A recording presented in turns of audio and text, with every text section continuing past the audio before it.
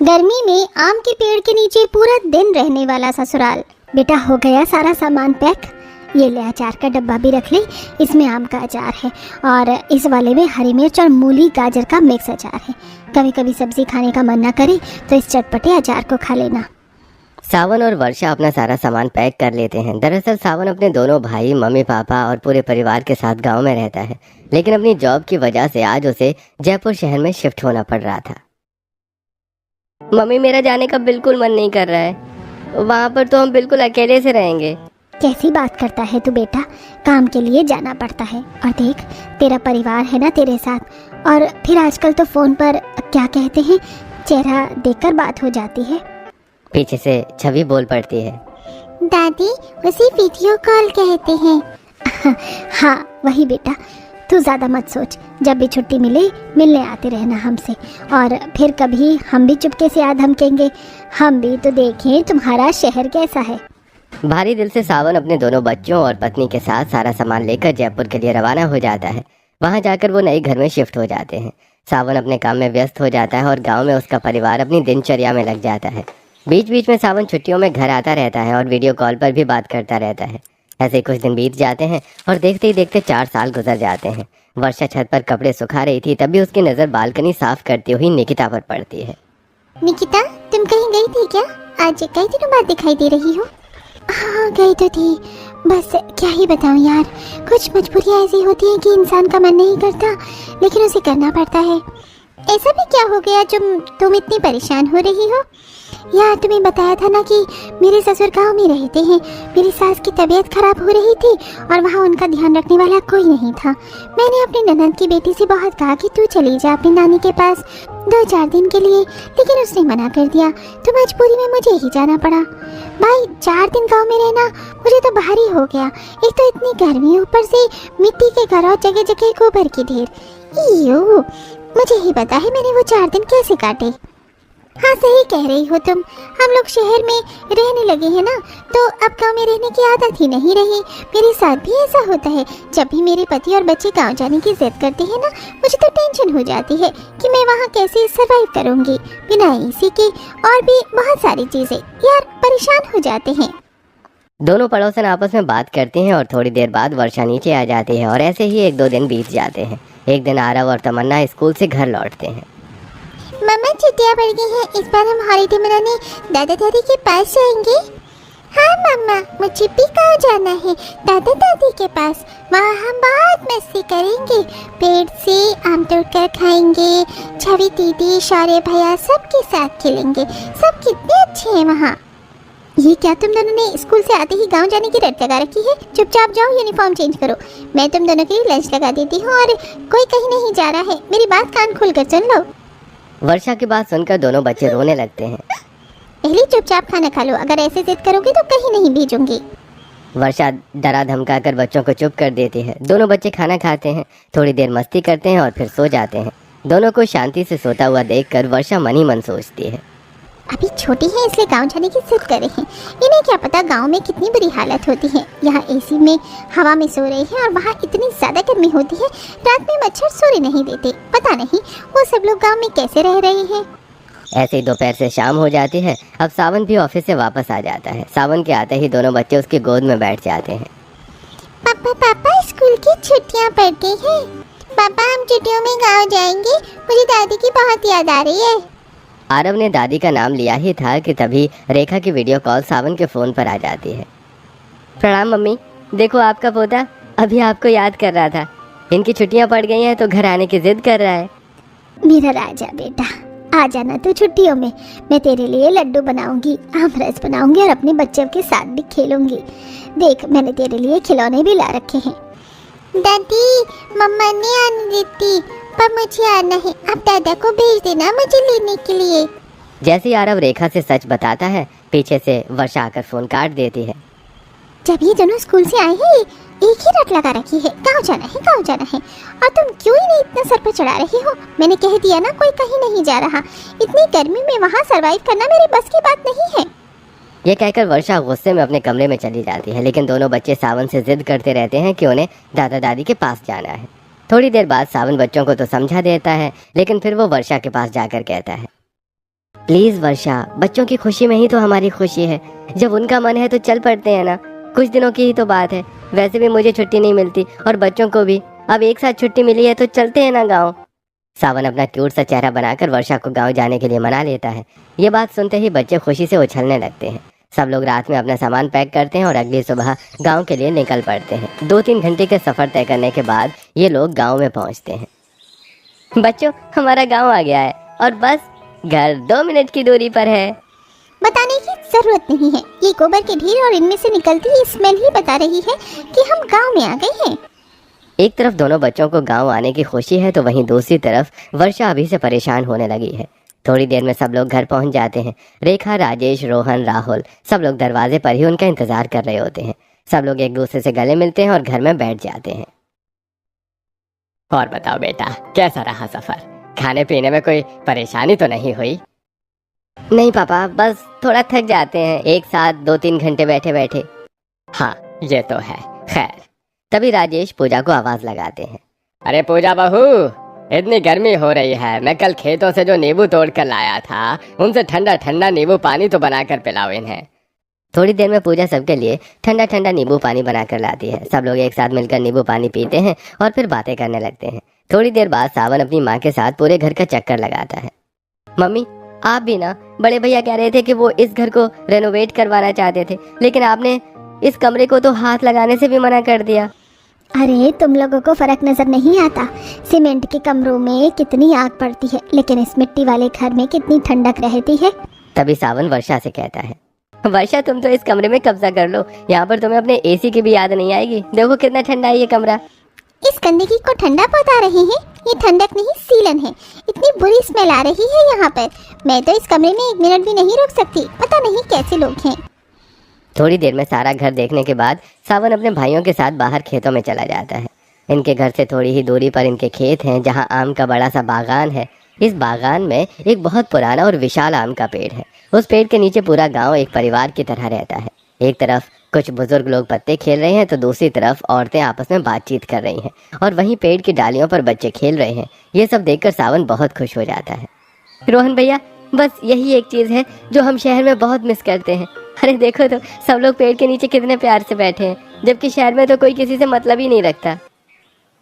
हाँ यार, शहर की लाइफ तो ऐसी लगती है जैसे एक कमरे या फ्लैट में कैद हो गए हो। हाँ भैया, सही कह रहे हो। चलो कोई बात नहीं, अभी गांव में हैं, आराम से एंजॉय करते हैं। देख, ये आम पकने लगे हैं, रुक, मैं तेरे लिए वो वाला तोड़ता हूँ।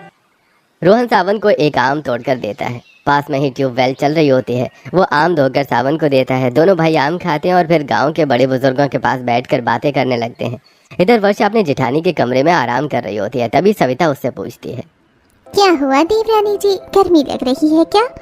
अब गर्मी तो है ही, खैर गांव में तो लाइट भी कितनी कम आती है। लाइट की जरूरत ही किसे है। चलो आम के पेड़ के नीचे चलती है, वहाँ की ठंडी ठंडी हवा में आप एसी की हवा भी भूल जाओगी। नहीं भाभी, आज नहीं, आज मैं बहुत थक गई हूँ, हम कल चलेंगे। ये कहकर वर्षा आराम करने लगती है और थोड़ी देर में सो जाती है। जब वो उठती है तो उसका मन कॉफी पीने का करता है। वर्षा उठकर देखती है कि उसकी दोनों जेठानियां घर के काम में लगी हुई हैं। भाभी, घर पर कॉफी रखी हुई है क्या? वो क्या है ना, मुझे शाम को कॉफी पीने की आदत है, वरना मेरा सिर भारी भारी लगता है। देवरानी जी, यहाँ पर कोई नहीं जानता कॉफी को। चलो भैंसों के तबेले में चलते हैं, आपको ताज़ा ताज़ा दूध निकाल कर पिलाऊंगी। आपके सिर का दर्द भी खत्म हो जाएगा और अच्छा भी लगेगा। पूजा बाल्टी लेकर भैंसों के तबेले की तरफ चलती है। वर्षा भी उसके साथ जाती है। गांव की ऊंची नीची सड़कों पर वर्षा से ठीक से चला भी नहीं जा रहा होता। भाभी, और कितनी दूर रह गया है? अरे बस आ ही गया, यही तो है। तुम तो 5 सालों में पूरी बदल गई हो और सब कुछ भूल गई हो। थोड़ी देर में दोनों भैंसों के तबेले में पहुंच जाती हैं। पूजा भैंस का दूध निकालने लगती है। तभी एक भैंस पूंछ हिलाती है, घुमाती है, जिससे गोबर के छींटे वर्षा के कपड़ों पर पड़ जाते हैं और उसके मुंह पर भी लग जाते हैं। डिस्गस्टिंग! मेरे पूरे कपड़े खराब कर दिए। अब मुझे जाकर नहाना पड़ेगा। आप लोग कैसे सरवाइव कर रही हो यहाँ पर? वर्षा को ऐसा करते देखकर पूजा को हंसी आती है, लेकिन वो अपनी हंसी कंट्रोल करते हुए कहती है, वो क्या है ना देवरानी जी, ये भैंसे पढ़ी लिखी नहीं है, इन्हें थोड़ा पढ़ाना पड़ेगा। थोड़ी देर में पूजा दूध निकाल लेती है, लेकिन वर्षा का पूरा मूड खराब हो जाता है। वो पहले घर आती है और फिर नहा धोकर कपड़े बदलती है। जैसे ही वो नहाकर बाहर आती है तभी उसके बच्चे भी खेलकर वापस आ जाते हैं। मामा देखो, दादा दादी ने हमारे लिए कितने सारे फल तोड़े हैं। हाँ, दादा ने मुझे ये पका हुआ आम तोड़ कर दिया है, वो भी पेड़ से। देखो कितना मीठा है। यम्मी। दोनों बच्चों के कपड़े ऊपर से नीचे तक मिट्टी और कीचड़ से भरे हुए थे। ये देखकर वर्षा को और गुस्सा आ जाता है। ये क्या कर रखा है तुम लोगों ने? कहाँ गए थे तुम? सारे कपड़े खराब कर लिए। इतने कपड़े नहीं लाई हूँ मैं तुम्हारे लिए, जो तुम एक दिन में 4-4 बार कपड़े चेंज करोगे। अब चलो मेरे साथ, फिर से नहलाना पड़ेगा। वर्षा गुस्से में दोनों बच्चों को नहलाने के लिए ले जाती है। हे भगवान, क्या मुसीबत है। यहाँ पर तो हम पूरा दिन नहाने में ही रह जाएंगे। एक कदम रखते नहीं कि कपड़े खराब हो जाते हैं। थोड़ी देर में वर्षा दोनों बच्चों को नहलाकर साफ सुथरे कपड़े पहना देती है। इधर उसकी दोनों जेठानियों ने चूल्हे पर सारा खाना बना दिया था। वर्षा भी आकर उसकी मदद करती है। सब लोग मिलकर एक साथ नीचे चटाई बिछाकर बैठकर खाना खाते हैं। भाई, सालों बाद अपने परिवार को ऐसे एक साथ खाना खाते हुए देखकर बहुत अच्छा लग रहा है। हाँ सावन भाई, तू भले ही शहर में रहने लगा हो, लेकिन एक भी दिन ऐसा नहीं जाता जब हम तुम्हें याद न करते हो। सब लोग ऐसे ही आपस में बातें करते हुए खाना खाने लगते हैं। सावन और दोनों बच्चे गांव में आकर बहुत खुश हैं, लेकिन वर्षा सिर्फ खुश होने का दिखावा कर रही है, क्योंकि अंदर से वो बहुत परेशान है। खाना खाने के बाद दोनों जेठानियां बर्तन साफ करके रख देती हैं और अब सोने की बारी आती है। वर्षा, तुम कमरे में ही सोओगी क्या? हाँ, मुझे खुले में सोने की आदत नहीं है, तो मैं कमरे में ही सोऊंगी। देख लेना, रात को लाइट भाग जाती है, फिर मत कहना कि नींद नहीं आई। सब लोग आंगन में बिस्तर लगाकर सो जाते हैं, लेकिन वर्षा कमरे में पंखा चलाकर सो जाती है। रात को अचानक लाइट चली जाती है तो वर्षा को बहुत गर्मी लगने लगती है। हे भगवान, लाइट चली गई। कितनी गर्मी लग रही है इस कमरे में, घुटन हो रही है, ऊपर से मच्छर काट रही है। सही कह रही थी जेठानी जी, अब लगता है बाहर ही सोना पड़ेगा। वर्षा बाहर जाकर देखती है कि आरव अपनी दादी के पास सोया हुआ है और तमन्ना अकेली चारपाई पर लेटी है। वो जाकर तमन्ना के पास लेट जाती है, लेकिन रात में पशुओं की आवाजें, मच्छर और आसपास की हलचल की वजह से उसे नींद नहीं आती। ऐसी रात में नींद के बिना तो मैं यहाँ बीमार हो जाऊंगी। ये लोग कैसे घोड़े बेचकर सो रहे हैं, मुझे तो समझ ही नहीं आ रहा। काफी देर बाद जाकर वर्षा को नींद आती है। सुबह हो जाती है। उसकी दोनों जेठानियां सुबह 5 बजे उठकर घर के कामों में लग जाती हैं। पहले भैंसों का काम करती हैं, फिर सबके लिए चाय नाश्ता बनाती हैं। तभी पड़ोसन पिंकी आकर रेखा से बातें करने लगती है। रेखा बहन, सुना है तेरे खेत में ताजा ताजा लौकी लगी है। मैं तो सोच रही थी आज तोड़ कर ले जाऊं। पड़ोसन की आवाज़ सुनकर वर्षा की आंखें खुल जाती हैं। वो तुरंत उठकर कमरे में चली जाती है और फिर से सोने की कोशिश करती है। तभी सविता उसके लिए चाय लेकर आती है। अरे ये क्या देवरानी जी, आप तो उठ गई थी ना, फिर वापस से कैसे आ गई? क्या बताऊं भाभी, रात को नींद आई थी कि लाइट चली गई। उसके बाद मैं बाहर आ गई तो पता नहीं कैसी कैसी आवाजें आ रही थी, मच्छर भी काट रहे थे। पता नहीं कब जाकर मुझे नींद आई होगी और अब सुबह सुबह ये गांव की आंटी आकर बातें करने लग गई है। पूरी नींद खराब हो गई। वर्षा ऐसे ही बड़बड़ाते हुए उठती है, हाथ मुंह धोकर आती है और सुबह का चाय नाश्ता करती है। इतने में सावन भी उठकर वहीं आ जाता है जहाँ रेखा, पूजा और सविता बैठी होती हैं। भाभी, खेत में बैंगन लगे हुए हैं, तो क्यों ना आज आपके हाथ का देसी बैंगन का भरता हो जाए? हाँ, क्यों नहीं, जो मेरे देवर कहेंगे मैं तो वही बनाऊंगी। सविता की बात सुनकर सब लोग हंसने लगते हैं। तभी रेखा वर्षा से कहती है, बहू, बैंगन तोड़ने के बहाने तू भी चली जा खेत में, बागान देखना, आम के पेड़ पर आम लगे हुए हैं, देखना तो सही। अरे मम्मी, मैं तो अभी नहाई भी नहीं हूँ, नहा कर चली जाऊंगी। अरे तो वहीं ट्यूबवेल चल रही है, ठंडे ठंडे पानी से नहाना। रेखा जबरदस्ती वर्षा को सविता के साथ भेज देती है। ये देखो, यहाँ से लेकर वहाँ तक ये सब अपने खेत हैं और ये पापा ने सारी सब्जियाँ लगाई हुई हैं। बिना खाद वाली सब्जी है, सेहत के लिए बहुत फायदेमंद होती है और खाने में भी स्वादिष्ट लगती है। हाँ, गांव में बस ये स्वादिष्ट सब्जियाँ ही देख लो, इसके अलावा तो कुछ स्वादिष्ट है ही नहीं। कुछ कहा आपने? नहीं नहीं, मैं तो बस ये कह रही थी कि कितनी अच्छी सब्जियाँ लगी हुई हैं। लगता है आधा गांव यहीं से सब्जियाँ तोड़कर खाता है। बातें करते हुए सविता बैंगन तोड़ने लगती है और कुछ बैंगन वर्षा को भी पकड़ाती है। वर्षा का भी बैंगन तोड़ने का मन करता है, लेकिन जैसे ही वो बैंगन तोड़ती है उसके हाथ में कांटा चुभ जाता है। हे भगवान, कितने बड़े बड़े कांटे हैं इन बैंगनों में। अरे देवरानी जी, संभल कर, जिसका काम उसी को साजे, आप रहने तो मैं कर लूंगी। बैंगन तोड़ने के बाद सविता वर्षा को ट्यूबवेल पर ले जाती है। ट्यूबवेल के पास ही एक बड़ा सा आम का पेड़ है जहाँ लगभग पूरा गांव ही बैठा हुआ है। वर्षा को वहाँ देखकर बच्चे भी वहाँ आ जाते हैं। तुम लोगों ने इसे पूरा पार्क समझ रखा है क्या? कैसे भागते फिर रही हो? देखो कितने कपड़े गंदे कर रखे हैं। इतना मत उछलो कूदो, बीमार पड़ जाओगे। और पानी में मत खेलो, बार बार जुकाम हो जाएगा। वर्षा बच्चों को समझा ही रही होती है कि तभी उसका पैर पानी में फिसल जाता है और वो जोर से गिर जाती है। वर्षा को गिरा हुआ देखकर सारे बच्चे हंसने लगते हैं। चाची गिर गई, चाची गिर गई। बच्चों को हंसता हुआ देखकर सविता को भी हंसी आती है, लेकिन वो अपनी हंसी कंट्रोल करते हुए वर्षा को उठाती है। मुझे नहीं नहाना यहाँ पर। बताओ, कोई ऐसे खुले में भी नहाता है क्या? चलो आप घर चलो, मैं घर पर ही नहा लूंगी। पता नहीं कैसे अजीब अजीब शौक पाल रखे हैं इन लोगों ने। और ये क्या, पेड़ के नीचे बैठे सब लोग फ्री हैं? इनको कोई काम नहीं है क्या? ऐसे ही बड़बड़ाते हुए वर्षा अकेले ही घर वापस आ जाती है। वर्षा को इस हालत में देखकर सावन हंसने लगता है। अरे वर्षा, तुम्हारे साथ गर्मियों में किसने होली खेल ली? अरे तुम तो ऊपर से लेकर नीचे तक पानी में भीगी हुई हो। तभी सविता भी आ जाती है। अरे देवची देवरानी जी ने संभला नहीं गया और इनका पैर फिसल गया, इसलिए ये पानी में गिर गई। सविता सावन को सारी बात बता देती है। इतने में वर्षा कपड़े बदलकर वापस आती है। बाहर आकर वो देखती है कि उसकी दोनों जेठानियां घर के काम में लगी हुई हैं। मैं आपकी कुछ मदद कर दूं? ये प्याज मुझे दे दो, मैं काट देती हूँ।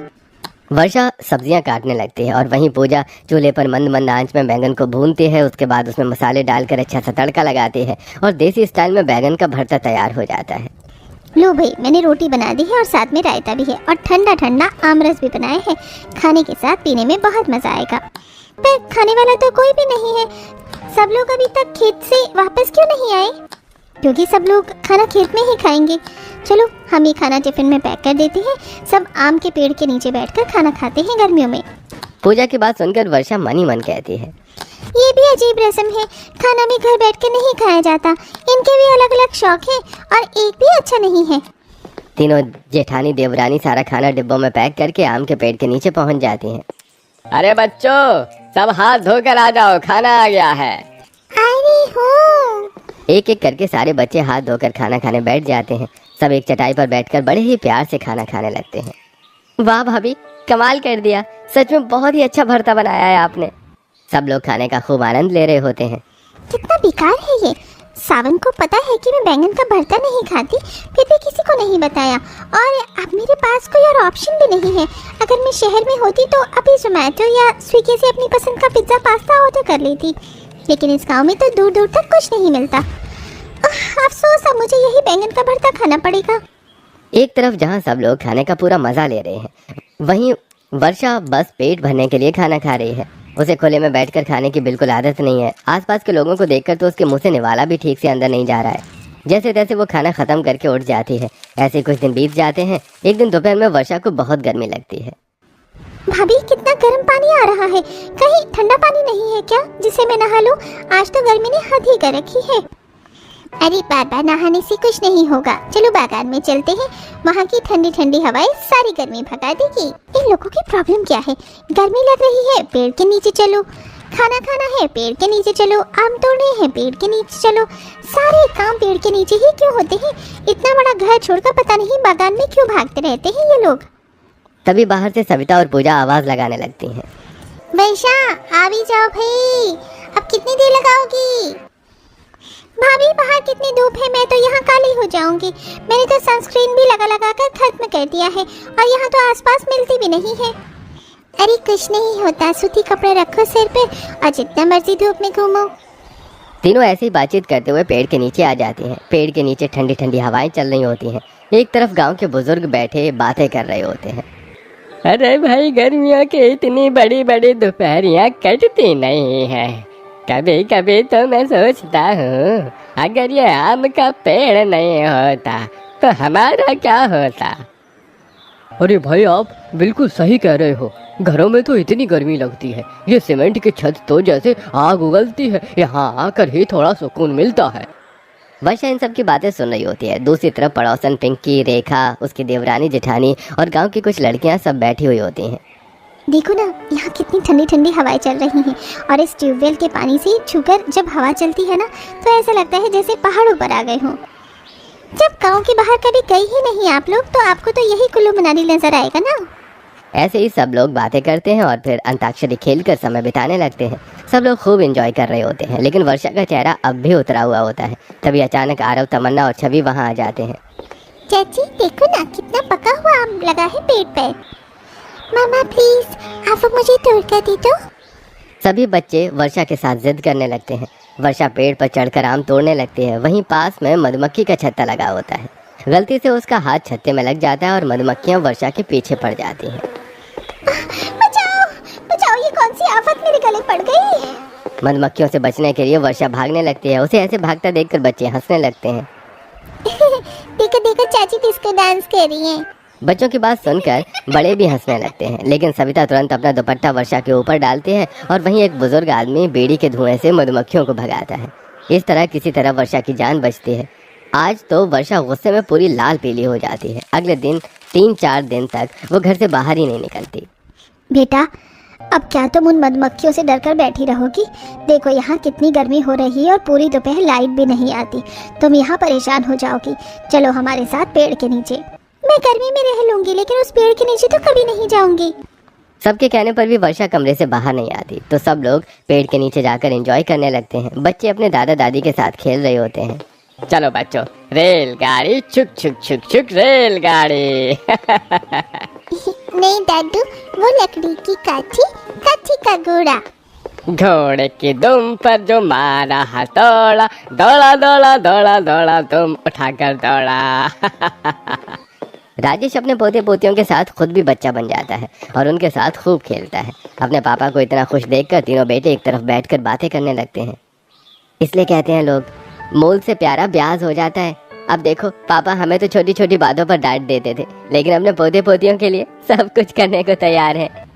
उधर जैसे ही धूप बढ़ती है, घर की छत आग उगलने लगती है और कमरे में बैठी वर्षा को बहुत गर्मी लगने लगती है। यार मम्मी सही कह रही थी, लगता है यहाँ दिन काटना मुश्किल है। मुझे पेड़ के नीचे ही चले जाना चाहिए था, लेकिन अब क्या करूँ? कुछ देर तक सोचने के बाद जब गर्मी और बढ़ जाती है तो वर्षा चुपचाप पेड़ के नीचे पहुंच जाती है, जहां सब लोग बैठे होते हैं। आज पहली बार वर्षा महसूस करती है कि इतनी तेज गर्मी में पेड़ के नीचे कितनी ठंडी, शीतल और सुकून देने वाली हवा चलती है। हे भगवान, कितना सुकून मिल रहा है यहाँ आकर।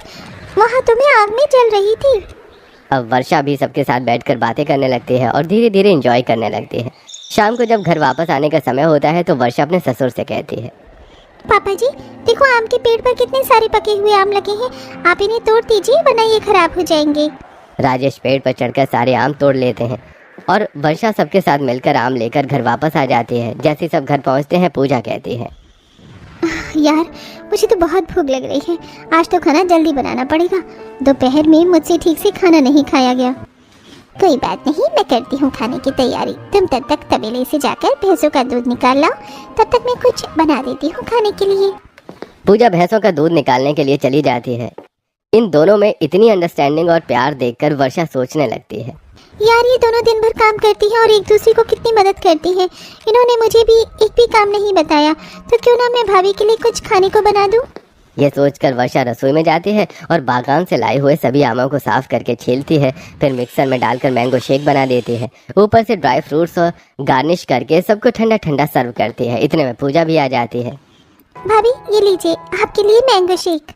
अरे वाह वर्षा, ये तो सच में बहुत स्वादिष्ट बनाया है तुमने। हम लोग तो आज तक आमरस ही पीते रहे हैं। पूजा की बात सुनकर वर्षा हंसने लगती है। भाभी आमरस को ही शहरी भाषा में मैंगो शेक कहते हैं, बस बनाने का स्टाइल थोड़ा अलग होता है। भाई जो भी है बहुत अच्छा बना है। मेरी तो भूख ही शांत हो गई, वरना मुझसे तो चला भी नहीं जा रहा था। पूजा को खुश देखकर वर्षा भी बहुत खुश होती है। सभी घर वाले वर्षा के हाथ के बने मैंगो शेक की खूब तारीफ करते हैं। अब धीरे धीरे वर्षा का मन भी गांव में लगने लगता है। ऐसे 1-2 दिन बीत जाते हैं। बहू मैं पिंकी के घर कीर्तन में जा रही हूँ। तुम दोनों दोपहर का खाना बनाकर बागान में ही आ जाना। मैं पिंकी के घर से वहीं आ जाऊंगी। और हाँ, सारे बच्चे मेरे साथ हैं, कहीं तुम उन्हें ढूंढने मत लग जाना। यह कहकर रेखा चली जाती है। इधर दोनों जेठानियां काम में लग जाती हैं। तभी वर्षा वहां आती है। भाभी आप रहने दीजिए, मैं बना दूंगी रोटी। तुम चूल्हे पर रोटी कैसे बनाओगी? तुम्हें तो चूल्हे पर रोटी बनानी आती ही नहीं होगी। बनानी नहीं आती, लेकिन सीख तो सकती हूँ ना। आप मुझे बता देना, मैं बना लूंगी। वर्षा रोटियां बेलती है और सविता उन्हें चूल्हे पर सेकती है। इस तरह दोनों मिलकर प्यार से काम करते हैं। इधर पूजा ने भी सब्जी बनाकर तैयार कर दी होती है। तीनों देवरानी जेठानी सारा खाना पैक करके आम के पेड़ के नीचे ले जाती हैं, जहाँ सब लोग मिलकर एक साथ खाना खाते हैं। आम के पेड़ के नीचे सबको एक साथ खाना खाते, बातें करते और बच्चों को खेलते हुए देखकर वर्षा अपनी जेठानी से कहती है, गांव में आज भी लोग एक दूसरे से कितना मिलजुल कर रहते हैं ना। यहाँ बिजली नहीं है फिर भी लोग खुश हैं। गांव की ठंडी हवा सच में एसी से बेहतर है और यहाँ की सब्जियाँ भी ऑर्गेनिक हैं। शहर में तो सब कुछ दवाइयों के जोर पर उगाया जाता है। हाँ ये तो है ही, शहर के लोग बेचारे मिलावटी चीजें खा रहे हैं और यहाँ सब कुछ 100% शुद्ध है। गांव में मन न लगने वाली वर्षा कब गांव में रम जाती है उसे खुद भी पता नहीं चलता। ऐसे दिन बीत जाते हैं और अब लगभग छुट्टियां भी खत्म होने वाली होती हैं। वर्षा, अब हमें वापस चलना है। तुम बच्चों की किताबें और कपड़े अच्छे से पैक कर लेना। 2 दिन पहले ही चलेंगे क्योंकि उन्होंने होमवर्क नहीं किया है और यहाँ तो ये किताब लेकर बैठने से रहे। वर्षा न चाहते हुए भी अपना सामान समेटने लगती है। तभी उसकी सास रेखा आती है। मेरे बच्चों को आज मैं शहर लेकर जाऊंगी, तुम सब अपनी पसंद का सामान खरीद लेना और वर्षा तुम भी चलो, हमारी तरफ से कपड़े ले लेना। रेखा अपनी तीनों बहुओं और बच्चों के साथ बाजार जाती है और सभी बच्चों को उनकी पसंद के खिलौने और कपड़े दिलवाती है और वर्षा को भी एक खूबसूरत साड़ी और उसके साथ मैचिंग चूड़ियां दिलवाती है। चीजें तो मैंने पहले भी बहुत खरीदी है, लेकिन जितने प्यार से मम्मी और भाभी ने दिलाई है शायद ही कभी किसी ने दिलाई हो। ये साड़ी तो मैं संभाल कर रखूंगी। बहू, तुझे कुछ और ज़रूरी सामान लेना हो तो वो ले लेना अभी, फिर वहाँ कहाँ बाजार में जाती फिरेगी। मम्मी, वहाँ बाजार में नहीं जाना पड़ता, सारी चीज़ें घर बैठे ऑनलाइन आ जाती हैं। अरे बिना देखे चीज़ें खरीदना चाहिए क्या? देख तू चप्पल भी खरीद ले, कितनी अच्छी अच्छी हाथ की बनी चप्पलें हैं, बहुत दिन चलती हैं। रेखा प्यार प्यार में वर्षा को बहुत सारी चीजें दिलवा देती है। उसके बाद सब लोग घर वापस आ जाते हैं। ऐसे ही 1-2 दिन और बीत जाते हैं और आज आखिरकार सब लोग वापस जाने वाले होते हैं। मेरा आप लोगों के पास ही जाने का मन ही नहीं कर रहा, लेकिन कोई ऑप्शन भी तो नहीं है। मैं अगली बार छुट्टियों का वेट करूंगी और गाँव आऊंगी जरूर। कोई बात नहीं, अगर छुट्टियां पड़ी तो तुम आ जाना और अगर हमें समय मिलेगा इस बार हम तुम्हारे जयपुर घूमने जरूर आएंगे। तीनों देवरानी जिठानी साथ में खूब मस्ती करेंगे, तुम निराश मत हो। हाँ आप लोग जरूर आना, मैं आपका इंतजार करूंगी, मैं आपको पूरा जयपुर घुमाऊंगी। सबसे विदा लेकर परिवार गांव से शहर के लिए रवाना हो जाता है। लेकिन इस बार जाते हुए वर्षा का मन बहुत भारी होता है। वो पूरे रास्ते चुप बैठी रहती है। अरे क्या बात है मैडम, तुम्हें तो खुश होना चाहिए। आखिर 1 महीने बाद गांव से छुटकारा मिला है और अब तुम शहर जा रही हो। आराम से एसी चलाकर टीवी देखना, कोई डिस्टर्ब नहीं करेगा। जो मन आए ऑनलाइन मंगा कर खाना। नहीं, तुम गलत सोच रहे हो। सच में इस बार मेरा गांव में इतना मन लग गया था कि वापस आने का मन ही नहीं कर रहा था। मैं गलत थी जो सोचती थी कि गांव में कुछ नहीं है, लेकिन असली अपनापन, प्यार और मोहब्बत तो गांव में ही है। शहरों में तो हम बस अजनबियों की तरह रहते हैं।